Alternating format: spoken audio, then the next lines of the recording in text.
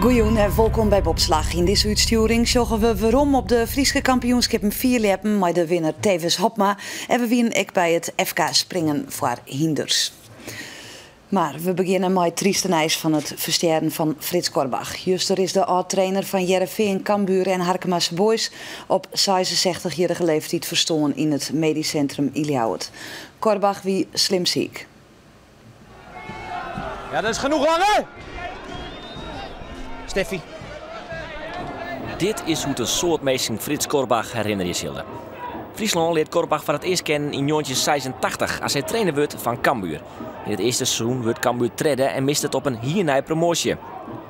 Na 2 jaar Cambuur komt Korbach via Go Ahead Eagles in 1990 bij Heerenveen. Hij neemt in februari het stokje oer van Ab Gritter en eindigt in de eerste divisie als 16e. Totdat Heerenveen in de begin van het seizoen toch een periode pakt, spelen ze een nijcompetitie en promoveren ze ook nog. Korbach wie bij Heerenveen verantwoordelijk voor de professionalisering van de club. Frits kwam en die zei, wij zijn eigenlijk, we moeten het wat professioneler aanpakken. Nou, hij zei, dan gaan we stoppen met semi-professionalisme en we gaan oer op full prof. Ja, maar ik ken dat wel, want ja, daar ben jongens Maarten de Jong werkt bij Lippelap en ik ken dat wel. Nou, ja, dus we dienen dat. Hij zei, volgende week beginnen we. 2 keer trainen, overdag. Ja, zei Maarten, maar ik werk bij Lippelap, dat kan niet. Nou, hij zei, train je gewoon bij tweede. Nou, en door een week en ze trainen al jaar en dan beginnen full profs worden voor hetzelfde salaris. Hoe cool is dat hij dat van me kon krijgen? Ja, hij deed gewoon. Die net mij wil, die kon stoppen. Maar het belangrijkste is het moment, omdat zij dus toch in principe nu ook van 1 op 1 uitgaan, dus met triple pest voor een coach, dat het verhaal wanneer je erop en dan godverdomme zijn speren knepen. Dus. Ja. In de Eredivisie is Heerenveen in een volle degradatiestrijd met SVV. Heerenveen degradeert uiteindelijk en van der Velde zit er neer oors op. Dan Korbach dient hij aan. Toen bel ik hem jongens op, nadat er dus ontsleen weer die dijs. Ik zei, wil je morgen mee vissen? Hij zei, je bent toch niet gek? Ik zei, ja maar, ik zei, had toch niks te doen van mij? Hij zei, vrek, je hebt gelijk. Hij zei, we gaan vissen. Nou, en dat is een hele bijzondere dag met hem samen. In 1993 geldt Cambuur Korbach nog 1 keer weer waarom. Maar dat wordt geen succes. Cambuur degradeert uit de Eredivisie. Anneke Dauma, wat doet jou dat, meneer Korbach? Ja, niks. Het woonskip, dat is toch het vers van Cambuur? Ja, maar ik ben blij dat ik gewoon een dak boven mijn hoofd heb. Dus de woonschip, dat maakt me niet zoveel uit. Nou, en voor de rest is het dus duidelijk dat we godverdomme scherp zijn. Hè? Korbach promoveert met Heerenveen, Wageningen, PEC Zwolle, Volendam en FC Twente naar de Eredivisie. En behoort ik een soort orenclubs van de Eredivisie. Daardoor wordt de term Korbach-effect geïntroduceerd. Maar hij wie verantwoordelijk voor meer nijenwinnen. Hij heeft overal wel een wiets of een fantastische opmerking hoe dat het scootjes zullen hier. Dan verdraaide de eerste letters een beetje en dan kreeg een heel vaargebruik. En als het over iemand hier die karakter hier, dan zei, daar kun je paarden mee stelen. En nou, hij had altijd wel een prachtige en of het te volle of een consumptienaam, dan zei hij, zullen we nog een papegaaiensoep nemen. En nou ja, onbeperkt weer er eigenlijk in zijn, onbeperkt in zijn mooie opmerking. Korbach wie bij zowel supporters als spelers populair. Hij had er een flamboyante libberstijl aan oer en hij mocht graag een drankje en een sigaartje. Korbach dat weer een bezeten voetbaltrainer, maar daarnaast ik een heel mooi mens die van de sfeer en de gezelligheid van het leven houdt. En een wijntje en een treintje niet schuwde. Dus dat ja, ik bij Frits. In het seizoen 2006-2007 werd Korbach trainer bij Harkemasse Boys. Daarmee degradeert hij naar de eerste klasse. Vot de Nij krijgt hij dingen.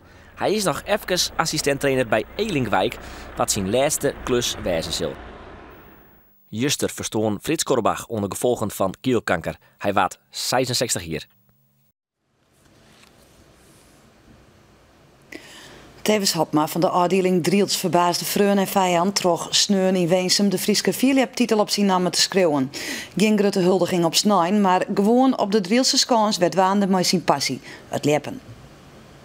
Tevis Hopma voor de allerlaatste mogelijkheid om Bart te verslaan. En de post staat stil, maar blijft hij stilstaan? Ja, hij loopt hem rioch, en hij springt uit. Oh, en het is verder. meeste mensen rekenen erop dat Bart Helmholt wel voor de 5e keer de Friese titel pakken zou. Maar in de laatste finale sprong liep Tevens Hopma naar de winnende afstand van 20,83 meter. En pakte daarmee verrassend de zilveren pols. Beseft het? Ja, beseffen wel. Zeker. Ja, ik besef het liek al. Dat ik heb juist van elk moment genoten. Dat het besef hier al. Heel veel mensen vregen dat, maar ja, het is fantastisch. Zo het wezen moest. Die 20,83 die komt ook precies op het goede moment. Ja, beter kon er net. Meestal heb ik mijn goede sprongen op een waanzin te jongwedstrijd ergens in het Heidenskip. De weekend nooit FK of zo. Dat iedereen lekker aan het sliepen is en dan spring ik in één keer goed. Maar dit was het moment en het voelde al goed. De targering van Tevens op de dag van het FK kan je als vreemd betitelen. Geen afzondering zie je om in de perfecte concentratie te komen, maar deed gewoon een training voor de jeugdverzwarring. Ja, zie een training, dus dan moest ik training aan.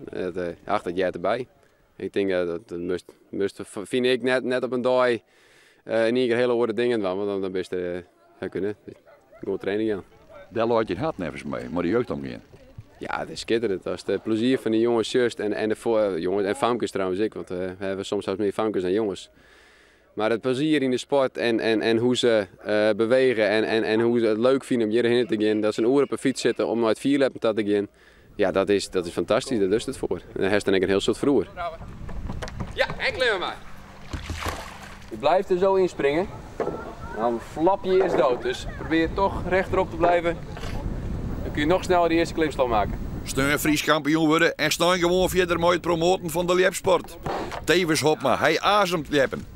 Jongens in eigen sportieve prestaties traint hij de jeugd en docht dat met zoveel inmoed dat het ledental van de Drielster vereniging met sprongen nog meegegaan is. Bij de jeugdtraining alleen nog zitten we op 44 en dat hier ben we begonnen maar stikkers 24 en 4 weken later hier 44. Dus ja, het is haast net te houden zo'n soort been. Hoeveel trainst je? Hoe vaak? Nou, 1 keer in de week en soms nog een wedstrijd ertussen. Nou, en toen kwamen je hier voor het eerst en wat heeft je toen zijn? Nou, ik ben Tijan en ik wil graag vierleppen. Ja, en klimmen. Nou, en wat zou je Tevens doen? Nou, ik ben Tevens en ik kan dat wil leren. En zij is Tevens op met in Driels ten 4 omkrieten het voorbeeld voor de jeugd. Om Iris op het hoogste podium te rekken. Tevens Hopma. Een protte sportevenementen hebben deze simmer te krijgen met het zuterige waar. Dat geldt ook voor de Hiense sport. Sneu waard op de Gediek het Fries kampioenschap springen houden. Gewoon waar een evenement wat over een aantal dagen uitsmat wordt. Maar door de Rijn kregen de deelnemers deze keer maar 1 kans om het parcours goed uit te lezen. De omstandigheden binnen vieren van ideaal voor de deelnemers om het FK springen. Door het Rijnwetter is de Waaium sompig worden en hoe meer hinders er doorheen gaan, hoe meer het parcours omploegd wordt. Daarvoor hebben we het programma aardig zien inkwappen. Met het springen betekent dat alles over 1 klassiek parcours gaat, maar daarna een achterhouden barrage. Voor de deelnemers betekent dat een orenwedstrijdspanning. Mariette Hoekstra is een van de favorieten. Ze waart al 2 keer indoor kampioen, maar boeten slaagt het haar nog net om de Friese titel te pakken. Hoekstra weet ook dat het door de omstandigheden niet in 1 keer goed gaan moet. Ja, het is niet zo dat anders dan kon je even rustig inkomen of kon je jezelf in de tweede ronde nog heel erg verbeteren. En nu moet je echt inderdaad in 1 keer alles laten zien. Je hebt niet nog een kans. Dat het kampioenschap op 1 dag houden wordt, komt voor gewoon mensen echt goed uit. Hester Klompmaker hield ook als favoriet, maar moest in eerste instantie afsissen. Want ze die het toontje ook mooi onder het Nederlands kampioenschap voor jonge hinders. Dat zou het tegelijk wijzen maar de kwalificatie voor het FK. Maar nu de kwalificaties krost is, kan Klompmaker er toch bij wijzen en gaat ze voor de titel. Ja, het is maar krek, het moet al even lukken en de kans is er. Maar ja, iedereen heeft lekker volle kansen. En vooral met springen is een hele eerlijke sport. En ja, een balkje valt samen en dan ben ik samen weer voort. En dan de wedstrijd. We beginnen met Arne de Vries van Broeksterwoud. Hij had de beschikking over een heel goed hinder met de naam Wendy. En zijn tactiek pakt goed uit. Hij neemt de tijd voor het parcours, want in eerste instantie gaat het erom om geen fouten te maken. En als er uiteindelijk meerdere combinaties flaterleers rieden, dan volgt een barrage en dan is echt de tijd van belang. En de Vries docht het goed. Hij is de eerste zonder strafpunten. Romy Dijkstra maakt vervolgens 2 fouten en dan is het de beurt om Klompmaker, maar flow. Maar zij gaat voort onder begin echt in de fout. Daarmee is ze kansloos voor de barrage en kan ze de titel verjitten. Mariette Hoekstra dan gaat echt in de fout. Het hinder un peu d'amour tikt een balkon en ze shot nog even achterom, maar weet dan dat de titel net meer helder is. Joukje van der Meer is dan de laatste die het onder de Vries van de titel aanhouden kan. Ze had 2 hinders in de strijd, maar met Hegiums White Sox maken ze al een fout. En ook met Hegiums Cersina gaat het mis. Dat betekent dat er geen barrage nodig is om aan winnaar te komen. Onder de Vries is de nieuwe Fries kampioen. Nou, daar ben ik hartstikke blij mee. Ja, dat is alleen wel in, maar ik ben er tegen blij mee. Want hoe lang is het in? Oh, misschien wel een jaar of 10 alleen, denk ik. Ja. Is het goed verwacht, hè? Verwachten, ja. Hinders erin op het moment hartstikke goed. Maar het is altijd even een afwaartje. Geen kans hebben wie ik wil. Maar ja, een foutje gauw maken. En hoe het Safir de sport in Bopslag. Na je weekend dan ben we er weer. Voor nu nog een heel noffelijke jongen te wensen. Doeg!